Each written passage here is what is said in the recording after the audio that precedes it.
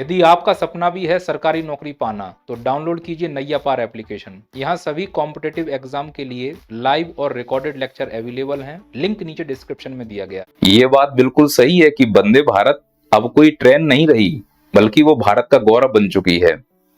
जब से भारत में बुलेट ट्रेन का कार्य प्रारंभ हुआ है, अंतरराष्ट्रीय पटल पर यह चर्चा का विषय बना हुआ है कि कैसे भारतीय रेलवे की सहायता से निश्चित तौर पर भारत देश 2047 तक एक विकसित देश बन जाएगा।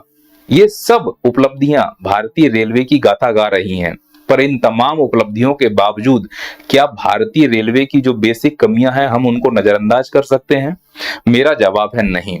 आप और हम में से किसी को तो ये बीड़ा उठाना होगा कि भारतीय रेलवे की जो कमियां बनी हुई हैं उनको उजागर किया जा सके।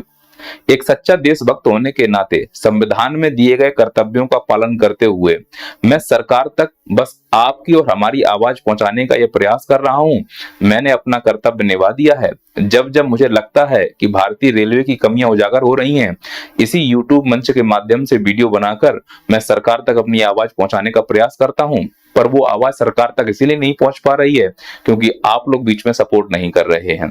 तो मैंने अपना कर्तव्य निभाया है, वीडियो बनाकर शेयर करके आप अपना कर्तव्य निभाइए। भारतीय रेलवे की एक बहुत बड़ी कमी अभी हाल ही में नजर आई कि संटिंग करते समय एक संटिंग मैन की दर्दनाक मौत हो गई। अब इस कहानी को समझने के लिए पहले आपको संटिंग का प्रोसेस समझना होगा। देखिए, यहां पर जो आप देख रहे हैं ये है रेल इंजन और ये है बॉगी। जब रेल इंजन को रेल के डब्बे से जोड़ा जाता है तो इस प्रोसेस को संटिंग कहते हैं और जो यह काम जोड़ने का करता है उसको संटिंग मैन कहते हैं। यह बहुत जानलेवा काम है। इसी जोखिम को ध्यान में रखते हुए रेलवे में यह प्रावधान किया गया है कि जब भी संटिंग होगी तो कम से कम 4 कर्मचारी वहां उपलब्ध होने चाहिए जिससे कोई दुर्घटना ना हो जाए। पर सबको मालूम है कि भारतीय रेलवे में स्टाफ की बहुत कमी है, तो कभी कभी संटिंग करने के लिए पर्याप्त कर्मचारी उपलब्ध नहीं होते हैं। तो वहां जो कर्मचारी है वही रिस्क लेकर संटिंग करने का काम करता है। अब इस दौरान क्या होगा कि केवल एक कर्मचारी होगा और एक ड्राइवर होगा।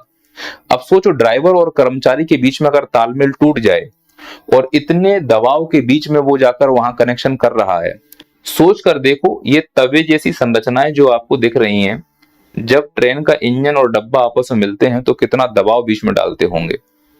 और यदि संटिंग करने वाले संटिंग मैन और ड्राइवर के बीच में तालमेल टूट जाए और आपस में तालमेल ना रहे और दुर्घटनावश अगर कोई व्यक्ति इन तवों के बीच में या उसकी चपेट में आ जाए तो उसकी क्या दुर्दशा होगी। वो बिल्कुल ऑन द स्पॉट खत्म हो जाएगा, इतना भयंकर दबाव पड़ता है। और ऐसा ही हुआ है, लखनऊ बरौनी एक्सप्रेस के दौरान संटिंग करते समय एक संटिंग मैन की मृत्यु हो गई है, दर्दनाक मौत हुई है। अब इसको मीडिया में या राजनेताओं के द्वारा दुर्घटना कहा जा रहा है। हकीकत यह है कि यह एक हत्या है जो रेलवे के द्वारा की गई है और इसकी जिम्मेदारी रेल मंत्री को लेनी चाहिए। लेकिन भारत के रेल मंत्री को किसी भी दुर्घटना का कोई दुख इसलिए नहीं होता है कि उन्हें यह भरोसा हो चुका है और वो भारत की जनता को यह भरोसा दिला चुके हैं कि भारत की रेल किसी रेल मंत्री के दया दृष्टि पे नहीं चल रही है। भारत की रेल के 3 स्तंभ हैं। पहला दुख है, दूसरा जांच की जा रही है, तीसरा सुविधाएं उपलब्ध की जाएंगी।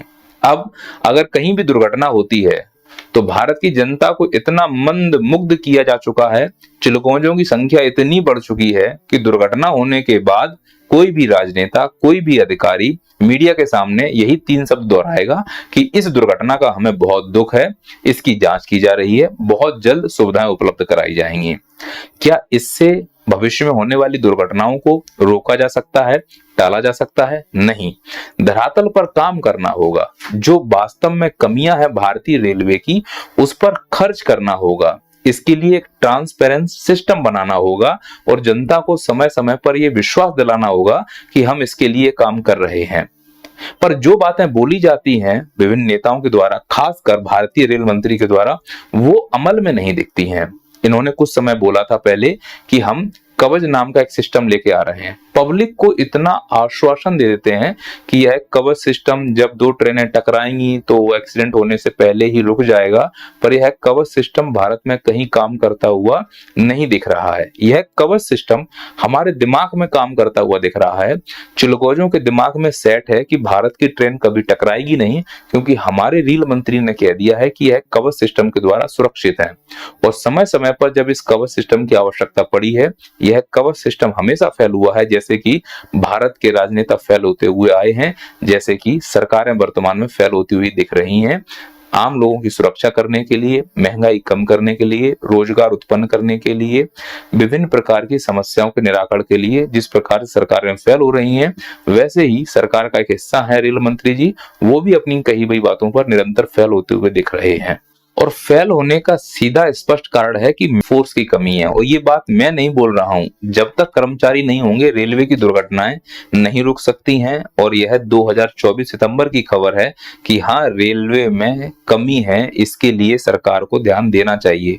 2014 से 2024 का समय आ गया है, रेलवे की जो समस्या है वो जस की तस बनी हुई है। वो बात अलग है कि मीडिया पर, अखबारों पर इनकी व्यवस्थाएं बहुत बढ़ा चढ़ाकर दिखाई जा रही हैं। जब भी रेलवे की समस्या की बात होती है, हमें एक फुलतरू पकड़ा दिया जाता है कि भारत में बुलेट ट्रेन बनना शुरू हो रहा है। अरे कब बनेगी भारत में बुलेट ट्रेन? अब गुजरात में उसका निर्माण शुरू हुआ ही था कि उद्घाटन के समय ही वहां पर जो परियोजना का इंफ्रास्ट्रक्चर बनाया गया था, उसके टूटने से 3 लोगों की मौत हो गई। क्या इस बुलेट ट्रेन पे हम भरोसा कर सकते हैं, जिसकी शुरुआत में ही भ्रष्टाचार देखना स्पष्ट हो गया है? कहीं भी पुल बन रहा है, टूट रहा है, हम सवाल नहीं पूछ रहे हैं। रोडें टूटी हुई हैं, हम सवाल नहीं पूछ रहे हैं। रेल एक्सीडेंट हो रहे हैं, हम सवाल नहीं पूछ रहे हैं। नया प्रोजेक्ट शुरू हुआ, दुर्घटनाग्रस्त हो गया, हम सवाल नहीं पूछ रहे हैं। यह जो प्रोजेक्ट जिनको भी दिए जा रहे हैं, क्या उनसे राजनीतिक पार्टी को संबंध है? क्या उनको रियायत दी जा रही है? इन मुद्दों पर चर्चा करना हमारे लिए बेहद जरूरी है। हमें राजनीतिक पार्टी, पक्ष और विपक्ष से ऊपर उठकर हमें अपने हित के बारे में सोचना होगा कि जिनको हम अपना भगवान मान रहे हैं, जिन नेताओं को, जिन पार्टियों को, वो हमारे सामने कितना बड़ा फ्रॉड कर रहे हैं, हमारे साथ कितना बड़ा छल कर रहे हैं। वो सिर्फ आकर राजनीतिक पार्टी के रूप में मंच पे आकर हमें अपना बताते हैं कि हम तुम्हारे हैं, एक्चुअली वो हम लोगों के और हमारे आने वाले पीढ़ी के भविष्य के साथ खेल रहे हैं। और ऐसा क्यों हो पा रहा है? सीधी सी बात है कि हमारे पास उतने कर्मचारी नहीं है। अब भाई कर्मचारी होंगे तो रोजगार भी मिलेगा बच्चों को, कोचिंग वाले कोचिंग भी पढ़ा पाएंगे, यात्री भी सुरक्षित होंगे और सरकार को भी बदनामी नहीं झेलनी पड़ेगी। लेकिन सरकार को तो बदनामी झेलने का शौक सा चढ़ा हुआ है। एक्सीडेंट हुआ, रेल एक्सीडेंट, दुख है हमें इस बात का, जांच की जा रही है, बहुत जल्द सुविधा उपलब्ध कराएंगे। फिर एक्सीडेंट हुआ, हमें खेद है इस बात का, जांच कराई जा रही है, बहुत जल्द सुविधा उपलब्ध कराई जाएंगी। फिर एक्सीडेंट हुआ, हमें दुख है इस बात का, जांच की जा रही है, बहुत जल्द सुविधा उपलब्ध कराई जा रही है। कभी इस पर क्यों नहीं हम बात करते हैं कि हाँ, स्टाफ की कमी है, इसकी वजह से हमसे घटना हुई है, हम इसके लिए जिम्मेदार हैं, हम त्याग पत्र देते हैं। पर त्याग पत्र देने से हो क्या जाएगा? बीजेपी पार्टी में इनसे ज्यादा पढ़ा लिखा कोई व्यक्ति भी तो नहीं है। जब इतना पढ़ा लिखा व्यक्ति रेल को नहीं संभाल पा रहा है, तो बाकी जो अगर आ गए तो फिर और सत्यानाश होने के चांसेस हैं। इसीलिए इनका रेलवे मंत्री रहना इस सरकार में बहुत जरूरी है। पर इनसे मैं निवेदन करता हूं कि सरकार में ऐसे कदम उठाए जाएं जिससे कि भविष्य में होने वाली इस प्रकार की दुर्घटनाओं को रोका जा सके। सुविधाएं तो आप नहीं दे पाएंगे, क्योंकि पूरा पैसा तो बुलेट ट्रेन और वंदे भारत में खर्च हुआ है। तो हम लोगों को इस प्रकार से टॉयलेट में सो जाने की अनुमति है, चाहे तो 2 सीटों के बीच में खटिया बनाने की अनुमति है, गेट से नहीं घुस पा रहे हैं तो खिड़की से घुसने की अनुमति है। यही एक अमृत काल का सबसे अच्छा दृश्य हो सकता है, और यही तुम चिलगोजों के लिए सबसे बेस्ट गिफ्ट हो सकता है कि दरवाजे से नहीं, खिड़कियों से घुसिए। सवाल पूछिए अपनी नाकाओं से कि आपने हमारे लिए क्या किया।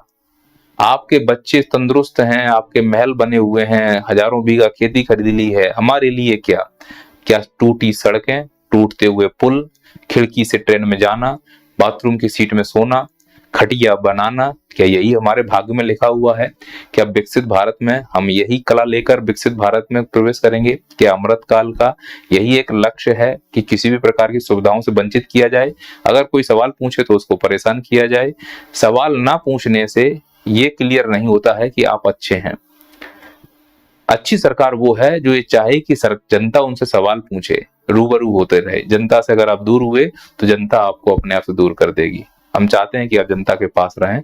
जय हिंद, जय भारत, जय श्री राम। यदि आपका सपना भी है सरकारी नौकरी पाना तो डाउनलोड कीजिए नैया पार एप्लीकेशन। यहाँ सभी कॉम्पिटिटिव एग्जाम के लिए लाइव और रिकॉर्डेड लेक्चर अवेलेबल हैं। लिंक नीचे डिस्क्रिप्शन में दिया गया है।